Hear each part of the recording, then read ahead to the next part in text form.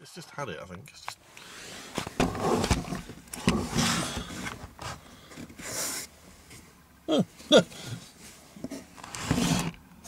Nicely done.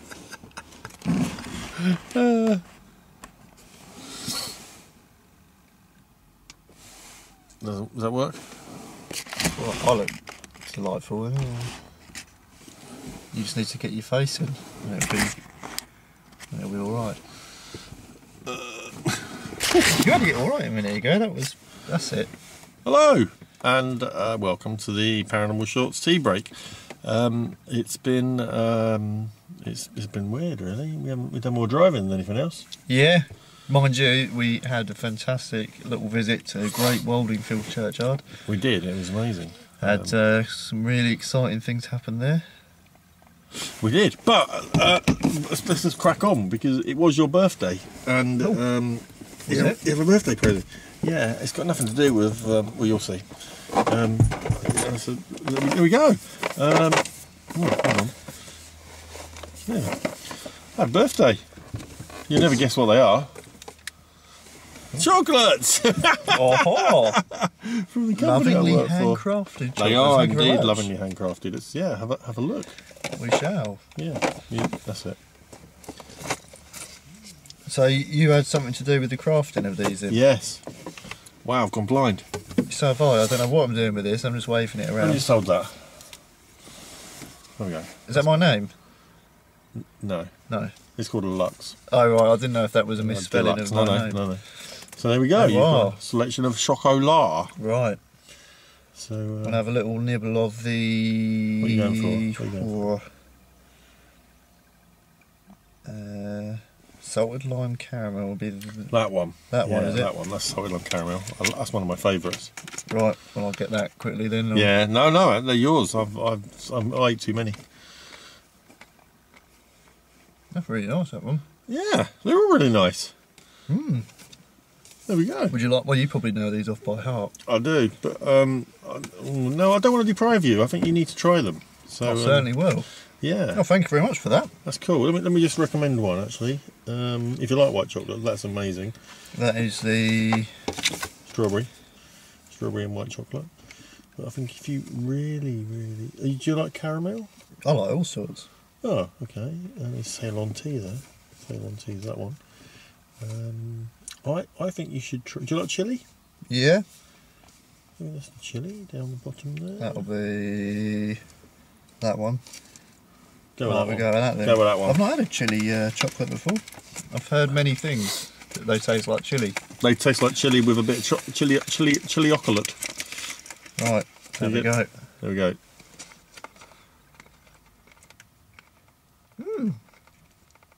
Oh, I think you've got two strawberries there actually. Look, two strawberry and white chocolate. Yeah. What do you make of that? That's not as harsh as I thought it'd be with the chili. It's amazing. It's subtle. It is subtle. Basically, they're all filled with a different ganache. Ganache. Oh, it actually comes through at the yeah, you get that's it. Yeah. Which is So there you go. So happy thank birthday. you very much. You're welcome. Nice surprise. Yeah. Enjoy. I mean, they're all good. God, that chili's quite exciting. Actually, it's sort of the gift that keeps on giving. Well, they're going to do a chili. Yeah, hold on. There's a cobweb on there. That's right. That adds to the spookiness of it, I suppose. So there we go. Yeah, happy birthday. Thank you very much. Just enjoy them. I am still enjoying that chili. Yeah, you will. That'll be there for hours. That'll just slowly melt into your throat, and also deals with kills 99.9% germs, coronavirus. Does it? The chili. Well, might as well. Brilliant. You timed that well then. Yeah. Well, yeah. Who knew? So, yeah, it's been an interesting evening. It was very impromptu, and you sort of said, "Let's go to Wardingfield Church." Yeah, so we did. Went to Wardingfield Church. Paid off, and it has indeed paid off. It was amazing. So definitely one for a warmer night because it's a bit nippy again, even though we're in March. Well, you know what? End of the month, clocks go forward. I thought that the other day. I thought like, oh, I've got plans of doing stuff. Well, I'll do that in March when it's a bit warmer or whatever. It's now March and it's absolutely freezing outside. And I'm thinking, oh right, maybe we'll have to wait till August. I mean, some might say that the planet is properly fucked. I'd say nothing seems to be working right. No, and the planet's now making its own viruses to get rid of us. Yeah. So global warming, you have a virus, your body would heat up to get rid of the germs. We are the germs, and the planet's gone. Well, it's certainly not heating up, is it? Well, it's heating up in all the wrong areas. Being a nuisance. Anyway, that's what I do when I have a what disease. I hate having all the wrong areas. So tell me, people would have seen you went to the Marmite house. Tell us about the Marmite house. Really weird place. If you haven't seen it, have a little browse of the video. It's very exciting. I'll put a link up to it after this. Yeah, it's. I'm not going to say where it is because it's an abandoned house, and the beautiful thing about it is it hasn't been trashed really. I mean, it's a state inside, and the person who owned it was clearly a hoarder. Obviously, he was a trashist. Yeah. But in terms of people coming in and graffitiing, it's very minimal with the graffiti. Well, there is a star there on the wall, no? Yeah, I think they tried to draw a pentagram and they drew a star. And they've drawn the six-sided Jewish star. Yeah, of but Marmite. I think in there's literally 2 or 3 bits of graffiti, and that's it. But the amount of stuff in there is... I've got to say, my favourite line from the other night has got to be, surely no one could read that much gay. Oh yeah, that's the other thing I better point out. There was quite a lot of gay pornography in there. I was roaring with laughter when you said that. Like every room you go Surely in, no one could read that much gay. I don't think he was reading it, is what I would have said. Looking at the pictures. Yeah. Yeah, every room you go in, toilet, the bathroom had like a sexy fireman calendar in there. Every room is was just... he gay then, this guy that lived there? I don't know, maybe he was just curious, I'm not sure. But yeah, quite curious. A bizarre place. And but the sad thing is, there's so much in there, like furniture-wise. There's wardrobes, there's a lot of mahogany wardrobes and stuff like that are probably really old. And a couple of cars. Yeah, I need to find out what type of cars they are. Yeah, that'd be because I've got a feeling one of them looks a bit like a Viva, but I'm not. Just the blue one, maybe. I mean, I don't know when the cars were last driven. The house was last lived in 2006. I don't know when they might have been sitting there for longer than that. Yeah, they look quite old, but that really interested me. The fact that there was a couple of cars there. I don't know where that. I'll let you know. I was like, I'm quite interested in the fact there's a couple of cars there. Like I could actually repair them and run them because I couldn't. Yeah. But they're a bit beyond that. Oh, I don't know. Brother-in-law's a mechanic. I can always get onto him, although he's retired. But anyway, yeah. So let's paranormal news. Paranormal news. Love it. That's very. Shuffle some papers. Yeah. Paranormal news. That's it. So what's been happening in paranormal news this week? Again, I'm out of the loop with it all. I've been reading a book. Have you? Recently, yeah, one of my ghost books. Right. Might be one you've picked up at some point for me, I think. Probable. Could well be. Probable. There's a lot of interesting stuff in that. There's a lot of cases I've researched in the past that it's interesting to have a read through of, obviously because it's in a book, it's not published in that wording or in that way as it is on the internet. Yeah, of course. So it's interesting reading through, reading about various cases I've researched, but from a different point of view. And there's a lot of other cases in some of these books that I've not heard of before that actually look quite substantial. So I'm going to be taking a look at some of those. You might have to redo some of your... It's a bit like me. I mean, I went to school around about 150 years ago, and the stuff that my kids are being taught now is completely 149 years ago. The stuff that my kids are being taught now is completely different to the stuff that apparently dinosaurs have feathers. I didn't know that dinosaurs have feathers. Well, speculation, isn't it? Well, that's what I thought. T-Rex and a feather boa, I suppose, would be a bit sort of camp, wouldn't it? Especially with those little arms. Yeah. I've got feather boa. I don't know. I just think maybe it would do the whole sort of lure other dinosaurs in under false pretenses. Oh, look, there's a big bird over there, and then it goes over, my T-Rex, and eats them. So maybe it was for camouflage. But apparently some of them had bright red plumage. And well, I think seriously, a lot of that though stems from the fact that some of them stem to modern day birds. That doesn't necessarily mean that they had feathers or went shopping. No, because they are still a different species. Yeah. So, but I mean, I'll be honest. That's not going to end my world if they do or don't have feathers. Yeah. See where that car's coming from. Anyway, never mind. So, suddenly there's a light going across where we're sat.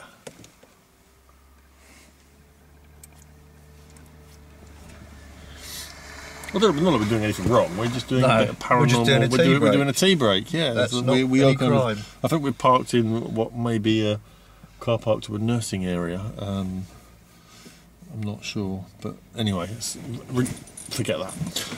So yeah, other paranormal news. I have been watching a few TV shows, like you do. I caught up with a couple of Ghost Adventures. New ones. Yeah. It's almost like they've become parodies of who they were now. I think they've even gone beyond that. Yeah, I caught an old Most Haunted with the Derek, which is still Derek, good. The Derek. Good, the dead Derek. Good entertainment, even now. Still good entertainment, and I love a bit of a vet screaming. Who doesn't? Probably a husband. I don't know. Carl Beatty probably likes a bit of a screaming, I imagine. All I can remember for was the fucking upper pancake on Blue Peter. It really sticks in my memory. She really messed it up. She couldn't toss to save her life. That's another story. That's one for another day. That's when we go to Paranormal Shorts tea break. Blue. Yeah. Coming from the Blue Peter garden. What else? I've actually been watching quite a bit of Slapped Ham. I don't know if you've ever caught any of his stuff. I think he's an Aussie or a New Zealander.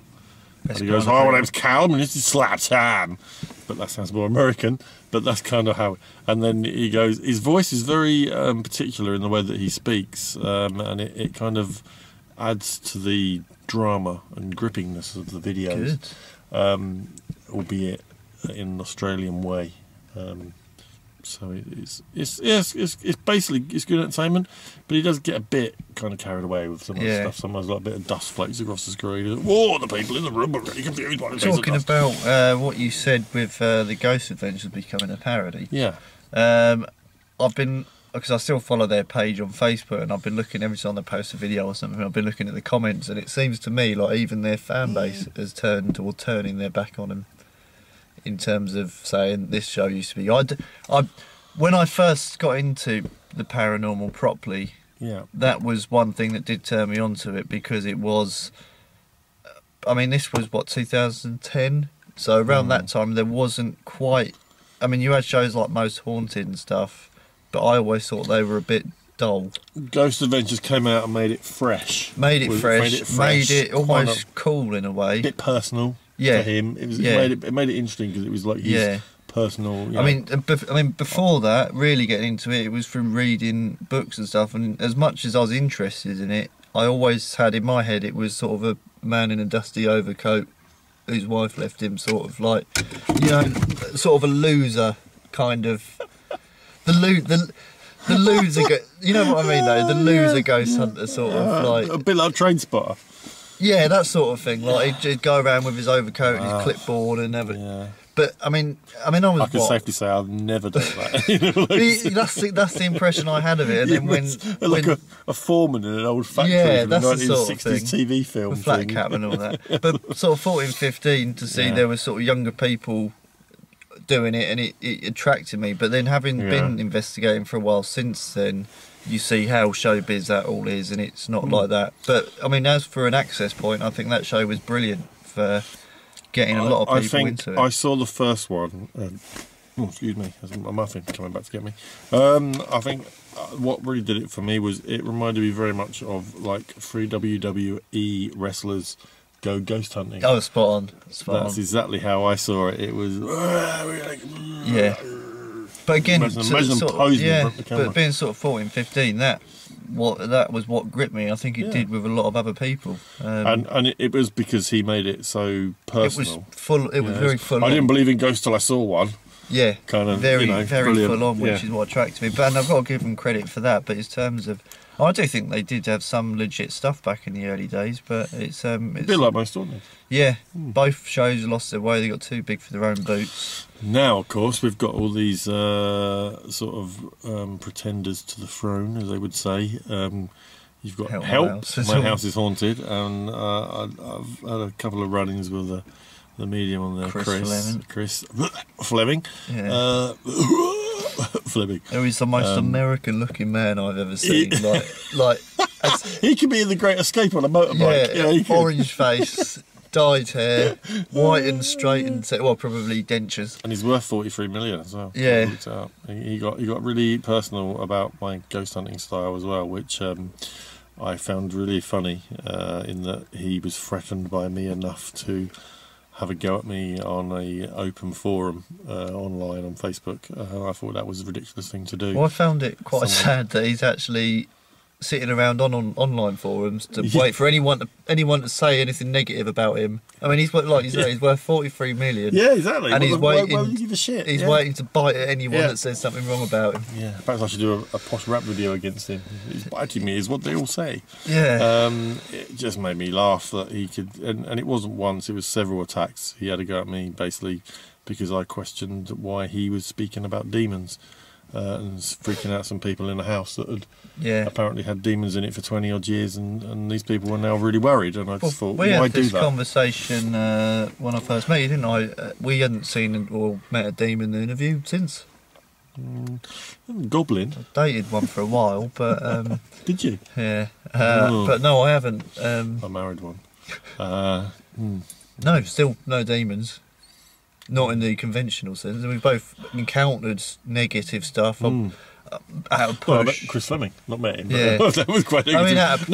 I mean, out of push, you could say we've encountered evil stuff, but as far as demonic or demon, there's not been any. I mean, that by its very nature is a biblical or religious entity by its very nature, and anything we've encountered, as bad as it might have been, there's not been any biblical reference to anything. Well, I kind of go down the route of saying that people bang on about demons. A demon to me would be the epitome of evil, and it would have the kind of power and strength that it would need in order to get the job done, and that job would be coming to Earth and fucking things up. And where is it? Yeah. Basically, where is it? It's not. I mean, I had this conversation with someone the other day on a forum on not forum, but also a group on Facebook. And they were banging on about demons, and I sort of said, but where is the actual proof for this? Oh, possessions. I went, well, that's not proof. Not that psychological. I want proper physical verification of a demon. I don't want someone to say that person's possessed, or they saw some red eyes, or he said, although we have seen red eyes. It's not about that. It's about the fact that they can't give you. They're saying that I shouldn't be messing with this stuff. Well, I am messing with it, and I will continue messing with it. Because that's what I like. We've got blue flashing lights. Ambulance. It's a bloody Nino. Yeah, where's the noise? That's how bad things got for the NHS. They can't afford a siren on the ambulances around here.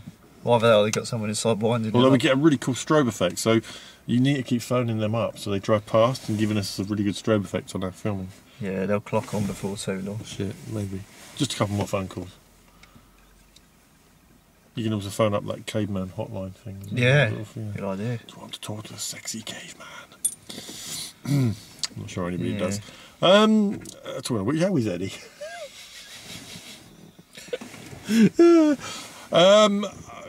Let's just take a brief minute out to talk about what I would like to call fakery.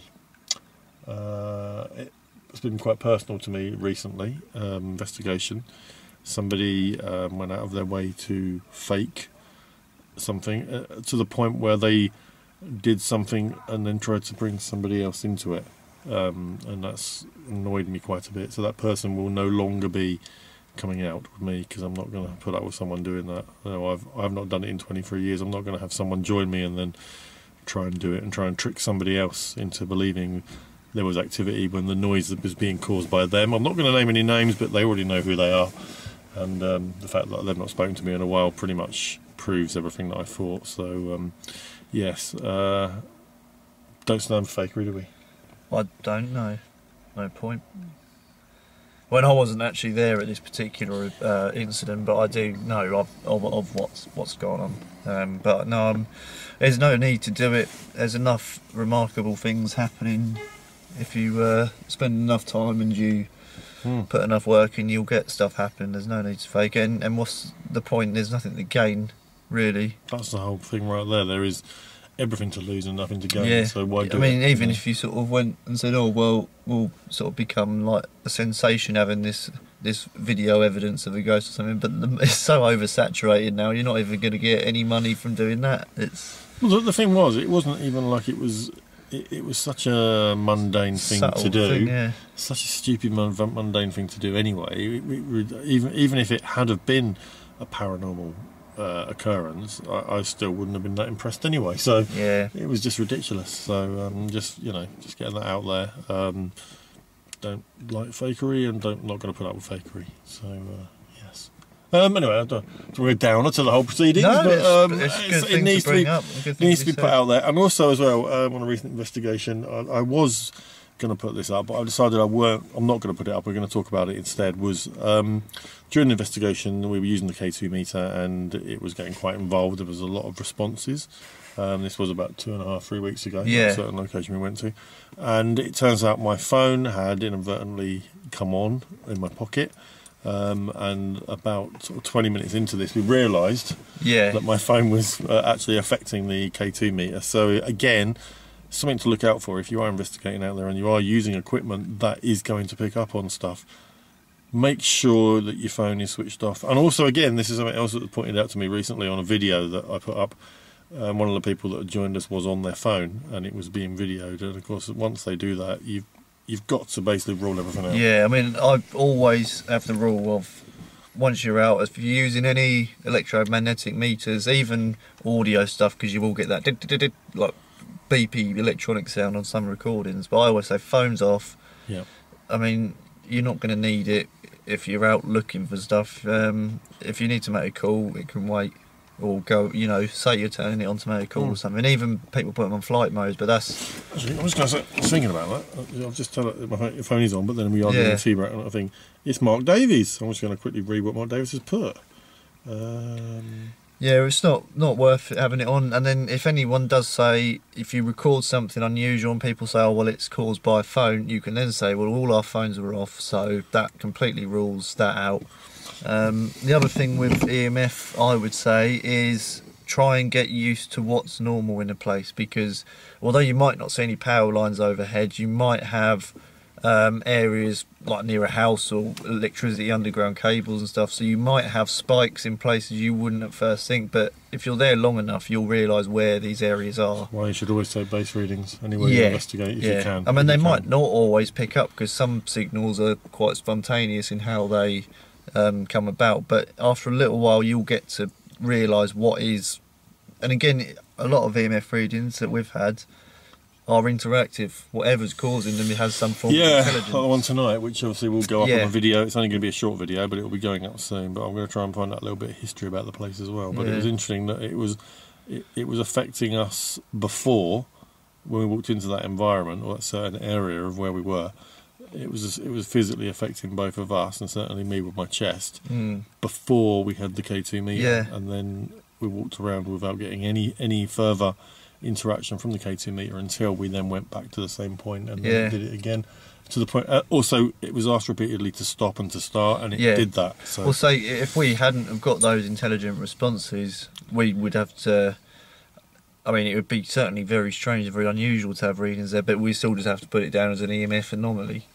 But having that interaction multiple times clearly shows that there is a level of intelligence there, which you wouldn't get from any kind of signal.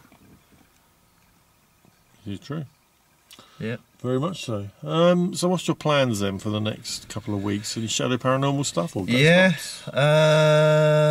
got a fair few Ghost Ops videos lined up. I don't know if you saw the Horse Thief Witches video I done. I did. Got a few more similar videos like that coming.